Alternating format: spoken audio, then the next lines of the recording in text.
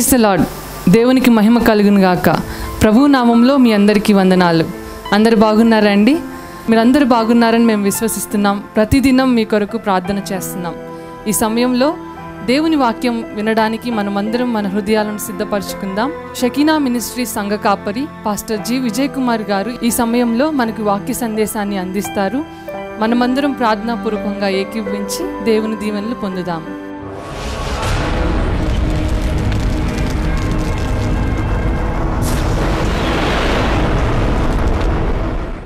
Mark సువార్త 16వ అధ్యాయం 9వ వచనం మనం చదువుకుందాం.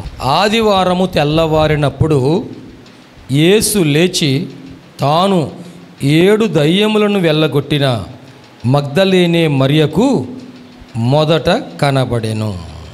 ఆయనతో ఉండిన వారు దుఃఖపడి ఏడ్చుచుండగా ఆమె వెళ్ళి ఆ సంగతి వారికి తెలియజేశాను. కానీ ఆయన బ్రతికి ఉన్నాడనియు ఆమెకు కనబడిననియు వారు విని నమ్మకపోయిరి. దేవుడు ఈ వాక్య భాగం మన వినికిడిలో ఆశీర్వదించును గాక. ఆమేన్. ఇక్కడ ప్రత్యేకంగా ఏమని తెలియజేయబడిందంటే, ఆదివారమున తెల్లవారినప్పుడు యేసు లేచి సమాధిలో నుండి తిరిగి లేచి తాను 7 దయ్యములను వెళ్ళగొట్టిన మగ్దలేనే మరియకు మొదట కనబడెను. చాలా వివరంగా రాయబడింది కదా. యేసుప్రభు వారు సమాధిలో నుండి లేవగానే మొట్టమొదట ఎవరు కనిపించారు?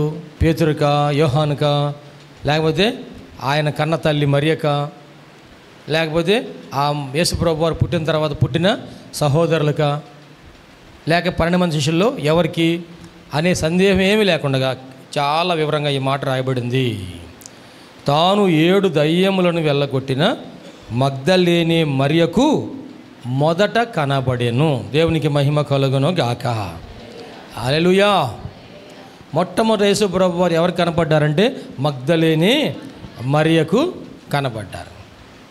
ఈ రోజున మనం లోకంలో చూస్తున్నాం, ఒక సినిమా రిలీజ్ అవుతుంటే మొట్టమొదటి ఎవరు చూడాలి? అది చూసి వచ్చినవాడు మామూలుగా ఉన్నాడు కదండి. ఫస్ట్ షోకి నేనే వెళ్ళొచ్చానని చాలా గొప్పగా చెప్పుకుంటూ ఉంటారు. అది గొప్పతనం ఏం కాకపోవచ్చు కదండి. యేసు ప్రభు వారు సమాధిలో నుండి తిరిగి లేచిన తర్వాత మొట్టమొదటి ఎవరు కనపడారంటే, అందరూ అనుకుంటూ ఉంటారు ఎవరు కనిపించారంటే యేసు ప్రభు వారు ఎవరు కనిపించారంట అంటే అందరూ ఏం చెప్పుకుంటారు? ఫస్ట్ ఎవరు కనపడ్డారు? ఆయన సమాధిలో నుంచి తిరిగి లేచిన తర్వాత మొట్టమొదట ఎవరు కనిపించారు అనుకుంటూ ఉంటారు. ఆ యోగ్యత ఎవరికి? ఆ ధన్యత ఎవరికి? ఇప్పుడు యేసు ప్రభువుని కన్న తల్లి మరియా ఆయన కన్నందుకు ఆమె ఏమందంటే, అందరూ నన్ను ధన్యురాలు అంటారు. దేవునికి స్తోత్రం అండి. అందరూ ఏమంటారంట? మరియమ్మని ధన్యురాలు అంటారా, దేవత అంటారా? ఆరోగ్యమాత, కర్మెలు మాత, సహాయ మాత, ఎన్ని పేర్లు ఉన్నాయో కదా, చాలా పేర్లు ఉన్నాయి కదా మరియమ్మకి. అవన్నీ నాకు పెడతారని చెప్పలా, నన్ను ధన్యురాలు అంటారు. దేవునికి మహిమ కలుగును గాక.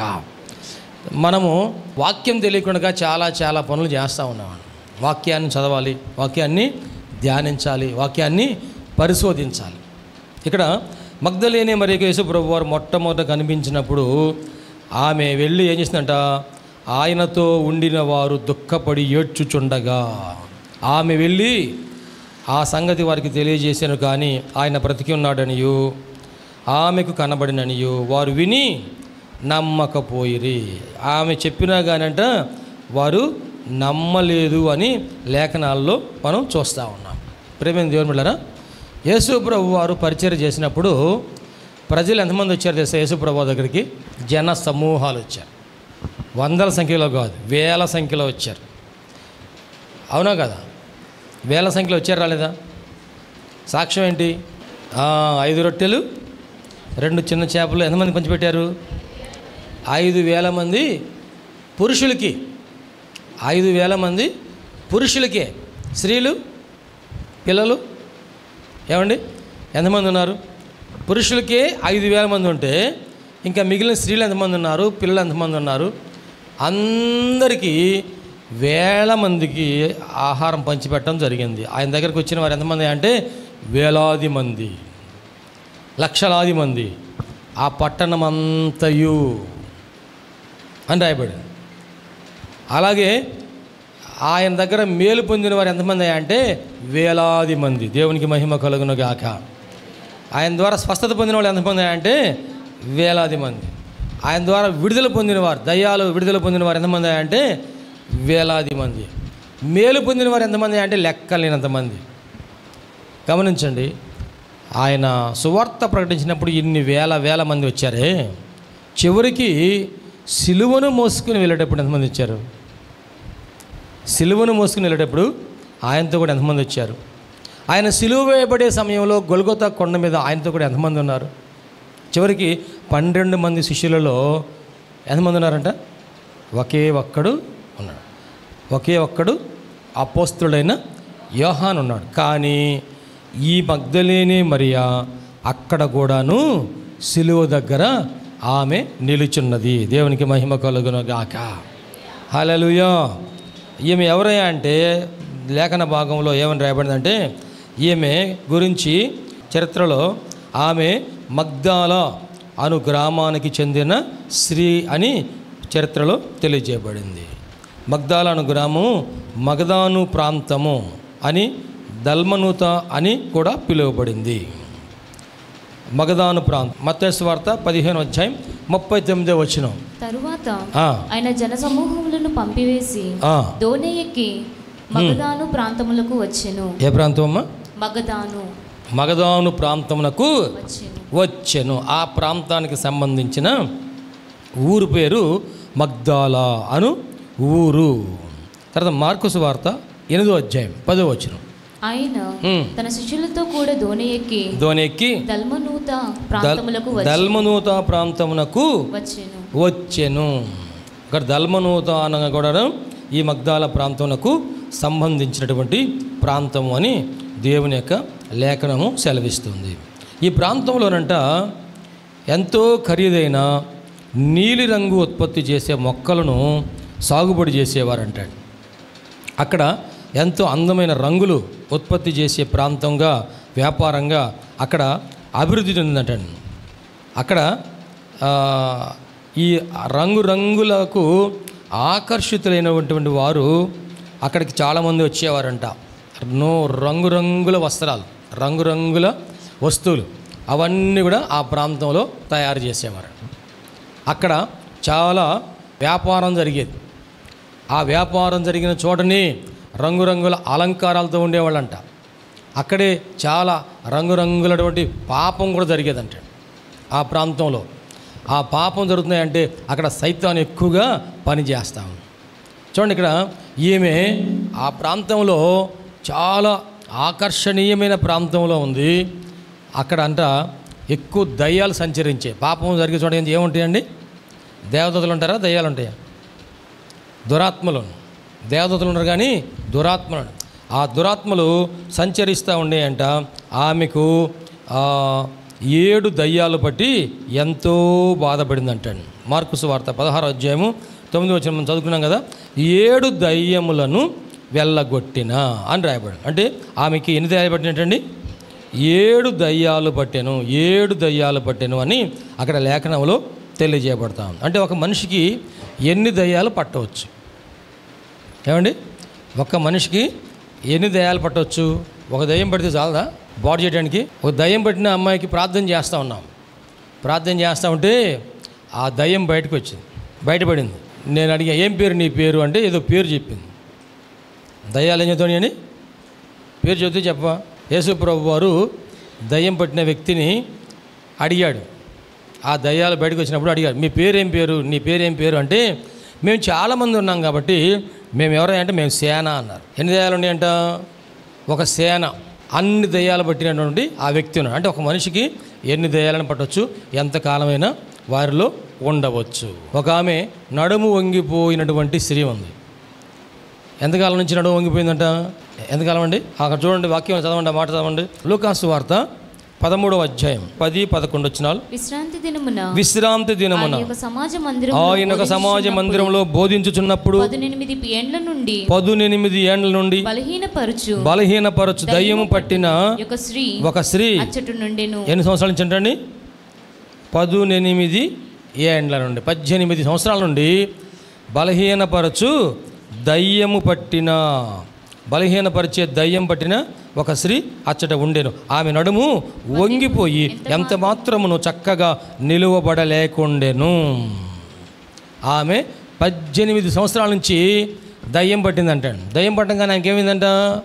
నడుము వంగిపోయింది. దయ్యం పట్టంగానే నడుము వంగిపోయింది. ప్రేమ దేవుని బిడ్డలు గమనించండి. దయ్యం అంటే దురాత్మ, సైతాన్. ఈ సైతాను విశ్వాసులలో, లోకస్తుల్లో కూడాను పనిచేస్తున్నాడు, విశ్వాసుల్లో కూడా పనిచేస్తున్నాడు. విశ్వాసులు ఎవరు అవకాశం ఇస్తే వారి దగ్గరికి వస్తాయంట. ఇల్లు చక్కగా ఊడ్చి అమర్చబడి ఖాళీగా కనుక ఉంటే వాడు మరలా వస్తాడంట. మామూలుగా రాడంట.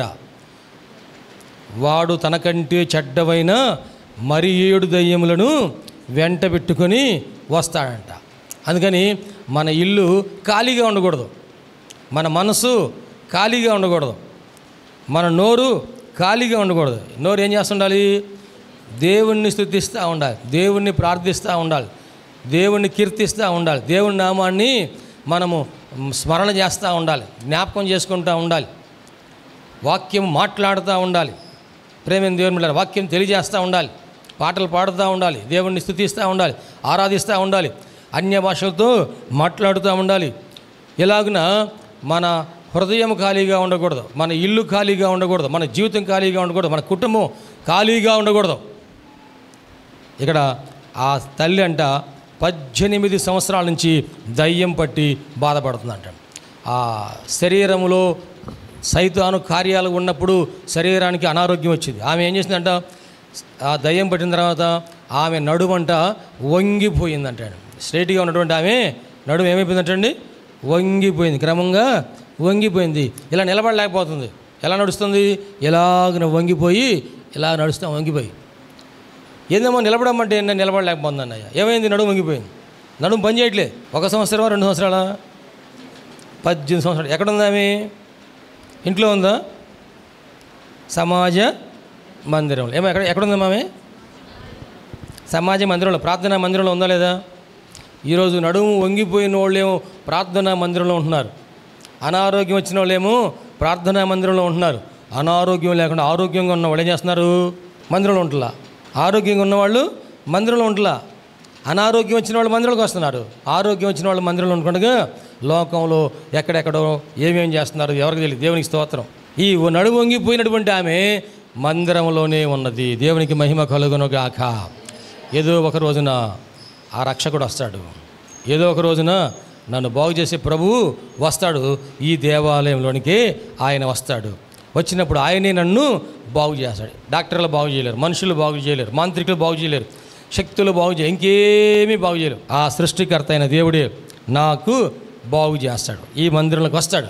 ఆమె విశ్వాసంతో ఎదురు చూస్తూ ఉండవచ్చు. ఆ ప్రభువారు ఆమెతో అన్నారు, అమ్మ నువ్వు లేచి చక్కగా నిలబడు. వంగిపోయి నడుము అన్నట్టు ఆమె ఎలా ఉందంటే చక్కగా లేచి నిలబడు. దేవునికి స్తోత్రం చేద్దామా. అంటే దయ్యం పట్టినప్పుడు 18 సంవత్సరాల నుంచి ఆమె ఆ విధంగా బాధపడింది. ఎన్ని దయ్యాలు పట్టిన ఆమెకి? ఒక్కటే ఒక దయ్యం పట్టింది.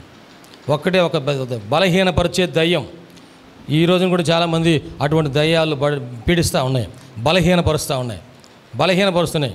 ఏమవుతుందంట? శరీరము బలహీనమవుతుంది, ఆత్మ బలహీనమవుతుంది, మనస్సు బలహీనమవుతుంది. జాగ్రత్త. శరీరం బలహీనమైతే వెంటనే బాగు చేయొచ్చేమో కానీ తాత్కాలికంగా. మనస్సు బలహీనమైతే అది ఎవరికి కనపడదు. ఆత్మ బలహీనమైతే అది ఎవరికి కనపడదు. రేపు రాత్రి నుంచి మందిరంలో 3 రాత్రుల ఉపవాస ప్రార్థనలు. దేని బలపరచడానికి? దేని బలపరచడానికి? ఆత్మను బలపరచడానికి, శరీరాన్ని బలహీనపరచడానికి, ఆత్మను బలపరచడానికి, మనసుని బలపరచడానికి. బాహ్య పురుషుడు దినదినము బలహీనమవుతున్నా కానీ అంతరంగ పురుషుడు దినదినము బలపరచబడుతున్నాడు. దేవునికి మహిమ కలుగునుగాక. హల్లెలూయా. ఉపవాసం ఉండి ప్రార్థన చేసినప్పుడు యేసు ప్రభువారు ఆయన ఉపవాసం ఉండి ప్రార్థన చేసినప్పుడు ఒక తండ్రి తన కుమారుని తీసుకొచ్చాడు. ప్రభువా, ఈ కుమారుడికి దయ్యం పట్టిందయ్యా, నేను మీ శిష్యుల దగ్గర తీసుకొచ్చాను, వారు ప్రార్థన చేశారు, కానీ దయ్యము పోలే. నీ వలన అయితే నువ్వు బాగుంటాయి. మార్క్స్ వార్త 9వ అధ్యాయము 29వ వచనంలో అక్కడ చెప్పబడింది. ఆ దయ్యం పట్టినటువంటి ఆ బిడ్డ యొక్క తండ్రి ప్రభు దగ్గరికి వచ్చి, నీ వలన అయితే నువ్వు బాగు చేయ ప్రభు అన్నాడు. అప్పుడు యేసు ప్రభు అన్నారు, నమ్ముట నీ వలన అయితే నమ్మువానికి సమస్తము సాధ్యమే. యేసు ప్రభు వారు గద్దించగానే దయ్యము వెళ్ళిపోయింది. శిష్యులకి ఆలోచన వచ్చింది, ప్రభువా, మేము అందరం ప్రార్థన చేసామే, 12 మంది ప్రార్థన చేసామే, దయ్యం పోలేదు, మరి నువ్వు ప్రార్థన చేయగానే దయ్యం పోయింది, ఏంటి కారణం ఏంటయ్యా అంటే, అప్పుడు ప్రభువారు చెప్పారు, ఇటువంటిది పోవాలంటే ఉపవాస ప్రార్థన వలననే దేవునికి మహిమ కలుగును గాక. మందిరంలో ఉపవాస ప్రార్థన జరిగేటప్పుడు నువ్వు ఉపవాసం ఉండి ప్రార్థన చేస్తే నీలో ఉన్న దయ్యం తొలగిపోను గాక, నీ గృహంలో ఉన్న దయ్యం తొలగిపోను గాక, మీ కుటుంబంలో ఉన్న దయ్యం తొలగిపోను గాక, మన పరిసరాల్లో ఉన్న దయ్యాలు పారిపోను గాక. ఆమె సమాజ మందిరంలో ఉంది, మందిరంలో ఉన్నా కానీ ఆమెలో దయ్యం ఉందా లేదా? ఆమె సమాజ మందిరంలోనే ఉంది, కానీ ఆమెలో దయ్యం ఉందా లేదా? ఉందా లేదా? Yes sir no. అది మిమ్మల్ని ఏం చేసి చెప్పండి, ఎస్ సార్ నో. అది ఏమైనా చేసి నేను భయపడుతున్నారా? ఆమె సమాజ మందిరంలోనే ఉన్నది, కానీ ఆమెలో కూడాను దయ్యం. అంటే మందిరంలో కూడా దయ్యాలు ఉంటావు, నువ్వు ఉంటాయా ఉండవా? ఏం మాట్లాడలేదు నేను. మందిరంలో కూడా దయ్యంలో ఉంటాయా ఉండవా? ఉంటాయా? ఎవరిలోనూ ఉంటాయి. నీలో పరిశుద్ధాత్మ ఉంటే నీలోని దురాత్మ రాదు. దేవునికి స్తోత్రం. అందుకని ఎక్కువగా భాషలతో మాట్లాడండి, ఆత్మలో ప్రార్థన చేయండి, దేవుణ్ణి స్తుతించండి, మౌనంగా ఉండబాకండి అని నేను చెబుతూ ఉంటా. మౌనంగా ఉన్న వాళ్ళ దగ్గరికి వస్తూ ఉంటుంది మెల్లిగా, నా అనుకుంటా. ఆ మాట్లాడే వాళ్ళ దగ్గర రాదు అది. ఎందుకని? భయం. అమ్మో, మాట్లాడుతున్నారు వీళ్ళు, భాషలు మాట్లాడుతున్నారు, స్తుతిస్తున్నారు, ప్రార్థన చేస్తున్నారు, ఆరాధన చేస్తున్నారు. వీళ్ళ దగ్గరికి వెళ్తే నన్ను ఆ నోట్లో మధ్యలో పెట్టేసి ఏం చేస్తారు వీళ్ళు? కొరికేస్తారు, మెడకాయ కొరికేస్తారు. మామూలు కాదు వీళ్ళు. అందుకని చెప్పేసి రాదు. ఒకవేళ నువ్వు నిలబడ్డావు, ప్రార్థన చేస్తున్నావు, నువ్వు దగ్గర వచ్చి కాలు కింద వేసి తొక్కేస్తారు. అందుకని రాదు. అర్థమైందా? అందుకని మనము ఆ దేవుని సన్నిధిని అనుభవిస్తూ ఉంటే పరిశుద్ధాత్మ ప్రసన్నతను అనుభవిస్తూ ఉంటాం. దేవునికి స్తోత్రం అండి. ఇంకా దయ్యం రావడానికి అవకాశమే. ఇక్కడ సమాజ మందిరములో ఆమె ఉన్నది 18 సంవత్సరాల నుంచి ఉందంట. ఒకరోజు కాదు, 2 సంవత్సరాలు కాదు. ఏమండి? 1 సంవత్సరం కాదు, 2 సంవత్సరాలు కాదు, 18 సంవత్సరాల నుంచి సమాజ మందిరంలోనే ఉంది. ఆ సమాజ మందిరంలో ఉన్నటువంటి ఆమెలో కూడా ఒక్క దయ్యం ఉంది. యేసు ప్రభు వారు మగ్దలేని వారికి ఎన్ని దయ్యాలు పోగొట్టాడంట? 7 దయ్యాలు వెలగొట్టాయి. 7 దయ్యాలతో ఎంతో వేదన పడింది ఆమె. ఒక్క దయ్యంతోనే 18 సంవత్సరాలు బాధపడితే మరి 7 దయ్యాలతో 18 సంవత్సరాలు బాధపడిందో, ఎంతకాలం బాధపడిందో. కానీ బాధపడిన కాలము చాలా బాధ అనిపించింది. ఎప్పుడైతే యేసయ్య దయ్యాలు వెలగొట్టాడో, దేవునికి స్తోత్రం అండి, హల్లెలూయా. దయ్యాలు పోవాలంటే ఎక్కడ రావాలి? ఏమంటే దయ్యాలు పోవాలంటే ఎక్కడ రావాలి? దయ్యాలు పోవాలంటే ఎక్కడ రావాలి? మందిరంలోకి రావాలి. దేవునికి మహిమ కలుగును గాక. దయ్యాలు పోవాలంటే ఎక్కడ రావాలి? యేసయ్య దగ్గరికి రావాలి. యేసయ్య నీ దగ్గరికి వస్తే నీ దయ్యాలు పోతాయి. నువ్వు యేసయ్య దగ్గరికి వస్తే నీ దయ్యాలు పోతాయి. ఆమెలో దయ్యం ఉన్నదని ఆమెకు కూడా తెలియదు. ఆమెలో దయ్యం ఉన్నదని ఆమెకు కూడా తెలియదు. కానీ మందిరానికి వస్తే మనలో ఉన్నటువంటి సాతాను సంబంధమైనవి అన్నీ తొలగించబడి దేవుని పరిశుద్ధాత్మ, ఆత్మ సంబంధమైన కార్యాలు, ఆత్మఫలాలు మనలో జరుగును గాక. ఆమేన్. ఒక ఊరిలో నేను వెళ్ళాను. ఒక ఇంట్లోకి వెళ్ళి కూర్చున్నా. ఆ ఇంటి వారు ఆహ్వానించారు. వాళ్ళు ఎందుకు ఆహ్వానించారంటే, ఆ ఇంట్లో ఒక వృద్ధురాలు తల్లికి దయ్యం పట్టిందంట. నాకు తెలియదు. వారు ఆమెకు ప్రార్థన చేయించాలని ఆహ్వానించారు. నేను ఆ ఊరు కొత్తగా అప్పుడే వెళ్ళా. వాళ్ళు అన్నారు, పాస్టర్ గారు మేము ఈ ఊరిలోనే ఉన్నామండి, మీరు మా ఇంటికి వచ్చి ప్రార్థన చేసి వెళ్ళండి, రండి అన్నారు. నేను మామూలుగా నా డ్యూటీ విషయం వెళ్ళాను. వాళ్ళ ఇంటికి వెళ్ళా, అడ్రస్ కనుక్కుంటే ఇక వాళ్ళు వచ్చి నన్ను తీసుకెళ్ళారు. వెళ్ళి అలా కుర్చీలో కూర్చున్నానండి. వీళ్ళు ఏం చేస్తున్నారు, పాస్టర్ గారికి స్నాక్స్ పెడదాము, టీ ఇద్దాము అని ఈ ఆలోచనలో భార్య భర్త వాళ్ళు ఉన్నారు. వాళ్ళు ఆమె వంటగదిలోకి వెళ్ళింది టీ పెట్టడం కోసం అని. ఇంతలోకి ఆ ఇంట్లో ఉన్నటువంటి ముసలామె పరిగెత్తుకుంటూ వచ్చింది. పరిగెత్తుకుంటూ నా దగ్గరికి వచ్చింది. నాకు భయం వేసింది. ఏమైంది దానికి పరిగెత్తుకుంటూ నా దగ్గరికి? మామూలుగా అయితే మనకు భయపడాం కదా. పరిగెత్తుకుంటూ వచ్చింది. ఓ మై గాడ్, ఇదేంది అనుకుంటే సడన్గా నా దగ్గరికి వచ్చి కాలు పట్టుకోండి, నా కాలు పట్టుకోండి. అందులోకి వాళ్ళ అబ్బాయి పరిగెత్తుకుంటూ వచ్చాడు. పాస్టర్ గారు అండి, ఏమైంది కన్నా. అప్పుడు ఆమె నేను ఈమెకి ఏమైంది అంటున్నాను. ఈమె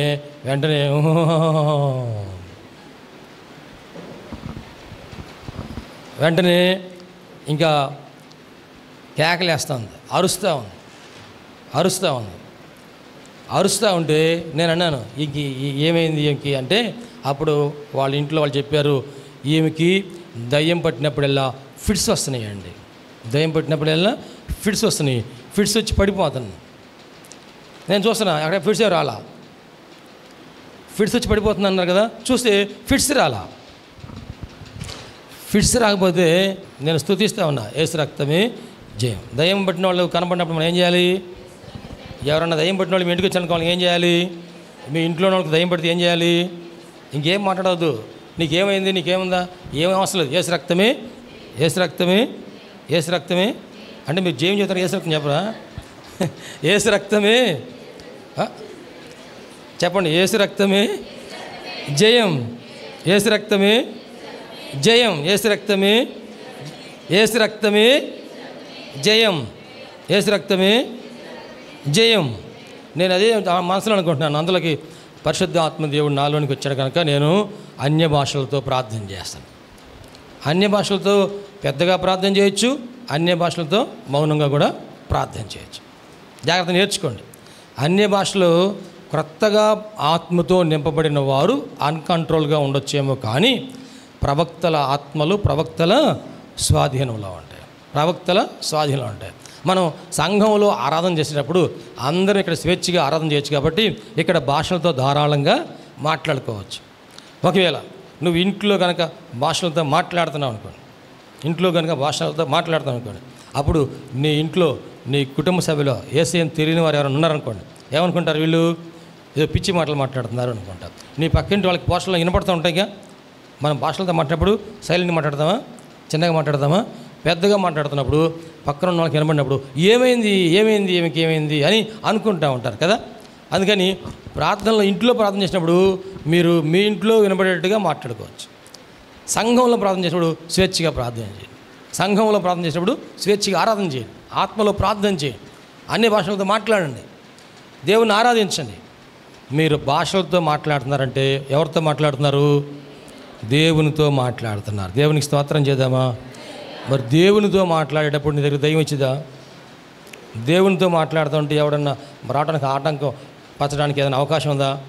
లేదు. ఇంకా పరిశుద్ధాత్మ దేవుడే కార్యము జరిగించను గాక. నేను భాషలతో మాట్లాడుతూ ఉన్నాను. ఆమె కూర్చున్నామే కేకలేస్తూ ఉంది. కేకలేసిన తర్వాత పడిపోయిన తర్వాత దొర్లాడుతూ ఉంది. పడిపోయి ఫిట్స్ ఏమైనా వస్తాయి అని చూశాను. ఫిట్స్ రాలా. ఏమంటే మీరు ఫిట్స్ వస్తాయని చెప్పారుగా అంటే ఇప్పుడు రాలేదండి, ఇప్పుడు దయ్యం బయటపడిందండి అన్నాడు. దొరలాడుతుంది, అటు ఇటు దొరలాడుతూ ఉంటే దగ్గరికి వెళ్ళి నిలబడి యేసు నామములో మౌనంగా ఉండను. ఆ కేకలను ఆపేసింది. మనం దయ్యాన్ని ఏం చేయాలండి? గద్దించాలి. దయ్యాన్ని గద్దించాలి. మౌనంగా ఉండమని కానీ మౌనంగా ఉన్నాను. నేను అడిగాను, ఏం పేరు నీ పేరు? అప్పుడు చెప్పింది, నా పేరు కాళిక అని చెప్పింది. ఇక్కడ ఎవరైనా పేరుందా? అటువంటి పేరుందా? లేదుగా. నేను ఈమెలోకి వచ్చి ఎంతకాలం అయింది నువ్వు అన్నా. వాళ్ళ ఇంట్లో ఒక కూతురు ఉందన్న. ఆ కూతురు నిలబడి ఉంటే ఆమెకెళ్ళి చూపించి ఇది పుట్టినప్పుడే వచ్చా అమ్మ. ఎంతమ్మా నీ వయసు ఎంత? 38 సంవత్సరాలు. అప్పటి నుంచి ఏమిలో ఏముందంటండి? దురాత్మ ఉంది. ఏం చేస్తుంది? ఫిట్స్ వస్తున్నాయి. డాక్టర్ గారి దగ్గరికి వెళ్తే ఎంఆర్ఐ స్కాన్ చేయాలి, సిటీ స్కాన్ చేయాలి, తలకాయ స్కాన్ చేయాలి, అది ఇది అన్నీ చెబుతున్నాడు. చేశారు, ఏమీ లేదు అంటున్నారు. అన్ని స్కాన్లు చేశారు కానీ సైతాన్ ఉందో లేదో స్కాన్ మాత్రం చేయలేదు. దేవునికి మహిమ కలుగును గాక. ఈ సైతాన్ స్కాన్ ఎక్కడుంది? దేవుని మందిరంలో. దేవునికి మహిమ కలుగును గాక. This is scanning centre for Satans. ఇది సైతాన్లకి స్కానింగ్ సెంటర్గా దేవుడు ఆశీర్వదించును గాక. ఆ సైతాన్ ఉందా లేదా పరిశుద్ధ ఆత్మ దేవుడు తెలియజేస్తాడు. తెలియజేయడం కాదు, వెంటనే విడుదల. దేవునికి మహిమ కలుగును గాక. హల్లెలూయా. ప్రేమ దేవుని బిడ్డలారా, మగ్దలేని మరియా 7 దయ్యాలు బట్టి ఆమె ప్రార్థన చేయగానే పడిపోయి అసలు స్పృహ లేదు. చాలా టైం తర్వాత లేచింది. స్నాక్స్ పెట్టారు, టీ ఇచ్చారు. అంత అయిపోయిన తర్వాత నేను ఇంకా వెళ్తానండి, నా డ్యూటీ టైం అయిపోయింది, ప్రార్థన చేసి వెళ్తాను అని ప్రార్థన చేసి లేగమ్మ వేస్తున్నాము అనగానే లేచి కూర్చుంది. ఎట్లాగా ఉంది నీకంటే ఇప్పుడు బాగా ఉంది. చూడండి, సాతాను అనేక మంది జీవితాల్లో ఇటువంటి కార్యాలు జరిగిస్తూ ఉన్నాడు. చాలామంది తెలియక సైతాను కార్యాలు గుర్తించగా వారు భ్రమపడతా ఉన్నారు, భయపడతా ఉన్నారు. లోకస్తులు అయితే ఎలా బాగు చేయించుకుందామని వారు ప్రయత్నాలు చేస్తారు. ఎంత మాంత్రికులు వాళ్ళని మోసం చేస్తున్నారంటే వేల రూపాయలు, లక్షల రూపాయలు ఖర్చు పెట్టిస్తూ ఉన్నారు. ఇంకా నీకు ఇల్లు బాగలేదంటే ఇల్లు బాగు చేస్తున్నారు. ముందు ఒళ్ళు బాగు చేసుకోవాలా, ఇల్లు బాగు చేసుకోవాలా? ప్రభునందు ప్రియమైన సహోదరి సహోదరులందరికీ షకీనా ప్రార్థనా మందిరం తరపున హృదయపూర్వక వందనాలు తెలియజేస్తున్నాం. దేవుని కృప వలన 2012వ సంవత్సరంలో 350 గజముల స్థలంలో ఈ మందిరం నిర్మించుకోవడానికి ప్రభు కృపించారు. 2016వ సంవత్సరంలో నూతన స్థలం 180 గజముల స్థలం తీసుకోవడానికి ప్రభు సహాయం చేశారు. ఈ సమయంలో ఈ స్థలం అంతటిలో కూడాను మందిరం నిర్మించుకోవడానికి ప్రభు ఏర్పాటు చేసి ఉన్నారు కనుక ఈ మందిర నిర్మాణం, పాత మందిరం తీసివేసి నూతన మందిర నిర్మాణం కార్యక్రమం ప్రారంభించబడింది. నీ తేజస్సు, నీ ప్రభావం మీ స్థలంలో ఉంచండి ప్రభువా. మేమందరం కలిసి చేతులెత్తి ప్రార్థన చేస్తుండగా నీ మహిమ కార్యం ఈ స్థలంలో జరిగేటట్లు సహాయం చేసి దీవించండి. షకీనా ప్రభువా సహవాసాన్ని మీరు ఆశీర్వదించి నీ కృప చూపించి మహిమకరంగా ఈ కార్యం జరిగించి దీవించము. యేసు క్రీస్తు పరిశుద్ధ నామములో అడిగి వేడుకొనుచున్నాం తండ్రి. ఆమేన్, ఆమేన్. హల్లెలూయా, హల్లెలూయా, హల్లెలూయా. చేసి ఈ మందిర నిర్మాణం కొరకు మీరు అందరూ ప్రార్థన చేయాలని ప్రేరేపించబడిన వారందరూ కూడాను ఈ మందిర నిర్మాణంలో 106 అడుగుల పొడవు, 45 అడుగుల వెడల్పు కలిగిన ఈ స్థలం అంతట్లో మందిర నిర్మాణం స్లాబ్ వేయటం జరుగుతుంది కనుక దయచేసి ప్రేరేపించబడిన వారందరూ కూడా మీ ఆర్థిక సహాయ సహకారాలు అందించి ప్రార్థించి మీరు దీవించబడాలని ప్రభునామమున మనవి చేస్తున్నాం. ఈ స్క్రీన్ మీద చూపించబడుతున్న నంబర్కు మీరు ఫోన్పే కానీ, గూగుల్ పే కానీ, లేక మా అకౌంట్ నెంబర్కి మీరు కానుక పంపించి సహాయం చేయాల్సిందిగా కోరుతున్నాం. లేక మీరు ప్రత్యక్షంగా వచ్చి ఈ మందిర నిర్మాణ కార్యక్రమాన్ని చూసి మీరు కానుక అందించి దీవించబడాలని ప్రభునామమున మనవి చేస్తాం. ప్రభు మనందరికీ తోడుగా ఉండి ఆశీర్వదించును గాక. ఆమేన్.